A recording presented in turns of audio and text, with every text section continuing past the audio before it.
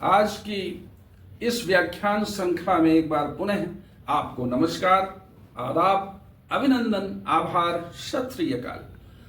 आजकल union public service commission अर्थात UPSC एवं स्टेट पब्लिक सर्विस कमीशन अर्थात पीसीएस जैसी महत्वपूर्ण परीक्षाओं में तथा इन परीक्षाओं में सफल अभ्यर्थियों के इंटरव्यूज में CAA अर्थात सिटीजनशिप अमेंडमेंट एक्ट CAA और NRC अर्थात नेशनल रजिस्टर ऑफ सिटीजन और NPR नेशनल पॉपुलेशन रजिस्टर जैसे विषयों को पूछा जा रहा है।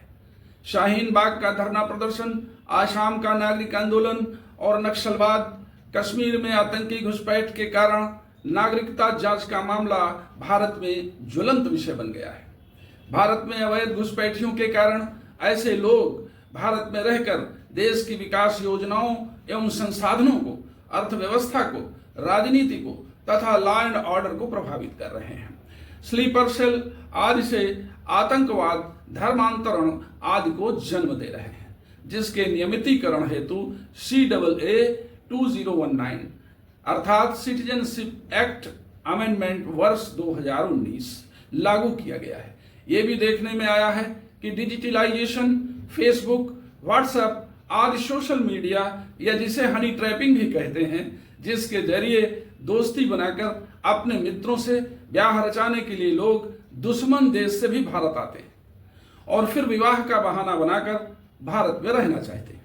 इसके लिए इन्हें वैध पासपोर्ट की जरूरत होती है या भारत सरकार से नागरिकता प्राप्त करनी होती है, अन्यथा उसे भारत में अवैध प्रवासी कहा जाएगा और उसके निष्कासन का आदेश किया जा सकता है या दंडादेश देकर जेल भेजा जा सकता है।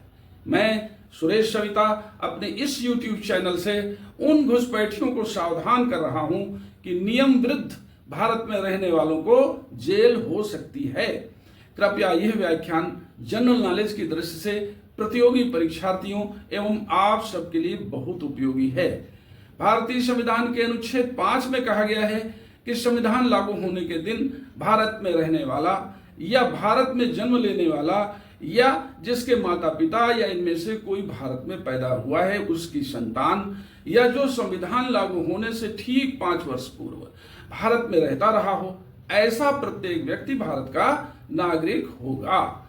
इस संबंध में अनुच्छेद 11 में कहा गया है कि पार्लियामेंट को regulate the right of citizenship के नियम बनाने के अधिकार हैं। भारत की संवैधानिक व्यवस्था से स्पष्ट है कि भारत की नागरिकता एक निवास से, जन्म से एवं नागरिकता अधिनियम अर्थात रजिस्ट्रेशन से प्राप्त होती है।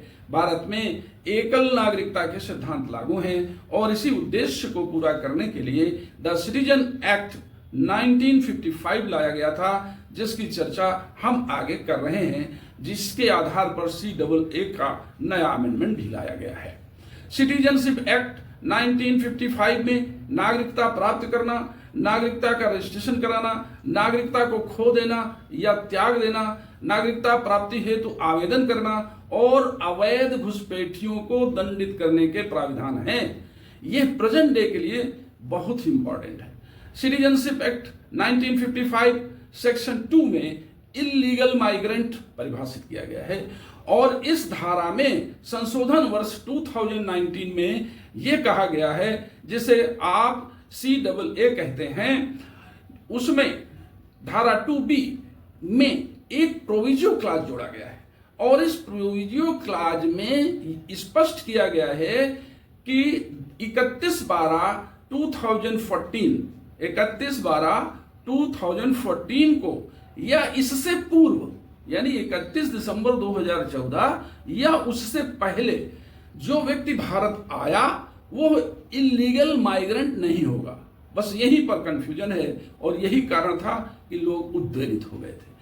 वास्तव भारत सरकार का उद्देश्य यह है कि भारत में ऐसे लोगों की नागरिकता को नियमित कर दिया जाए जो अभी तक उधेड़ बुन में पड़ी हुई है।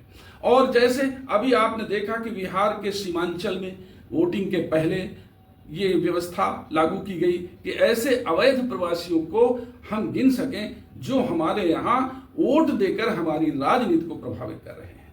इसलिए ये स्पष्ट किया गया सेक्शन 2B के प्रोविजो क्लॉज में कि 31/12/14 को या इससे पूर्व भारत आया वह व्यक्ति इलीगल माइग्रेंट नहीं होगा, इलीगल इमिग्रेंट नहीं होगा, जिसमें कि वो हिंदू, सिख, बौद्ध, जैन या पारसी हो, जो पाकिस्तान से, बांग्लादेश से, अफगानिस्तान से, म्यांमार से भारत आया। अर्थात 31/12/14 या इससे पूर्व ऐसे लोगों को भारत अपना नागरिक बना लेगा। ये ध्यान देने वाली बात है कि दिनांक 31/12/14 को या उससे पूर्व जो लोग आए हैं वो हमारे भारतीय नागरिक हो सकते हैं। नागरिकता अधिनियम की धारा 3 में प्राविधानित है कि दिनांक 26 जनवरी 1950 से 1 जुलाई 1987 के बीच भारत में पैदा प्रत्येक व्यक्ति भारत का नागरिक होगा, और 1/7/1987 के बाद किंतु जिसका जन्म नागरिकता संशोधन अधिनियम 2003 से पूर्व हुआ है, जिसके माता पिता में से कोई उसके जन्म के समय भारत का नागरिक है, उसे जन्म से नागरिकता मिलेगी। ये तारीख याद करने की आवश्यकता है, 1/7/1987 के पहले। धारा 5 में सिटीजनशिप बाय रजिस्ट्रेशन के प्राविधान है, जिसके अनुसार केंद्र सरकार नियम बनाकर नागरिकता दे सकती है। धारा 6A तथा धारा 6B में असम राज्य के रहने वालों के लिए विशेष उपबंध है। धारा 8 में टर्मिनेशन ऑफ सिटीजनशिप के प्रावधान है। ये भी बहुत महत्वपूर्ण बात है कि ऐसे व्यक्ति को जो हमारे इन नियमों के अंतर्गत नहीं आते हैं, उनकी नागरिकता ही हम समाप्त कर देंगे।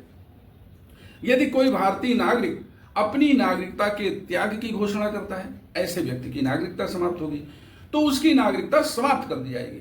और धारा 9 के अनुसार यदि कोई व्यक्ति किसी अन्य देश की नागरिकता ग्रहण कर लेता है तो भारत से उसकी नागरिकता समाप्त हो जाएगी।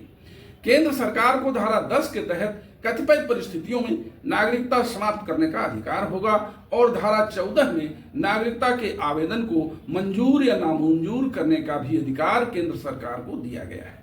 और धारा 14A नेशनल आइडेंटिटी कार्ड जारी किए जाने की व्यवस्था दी गई है।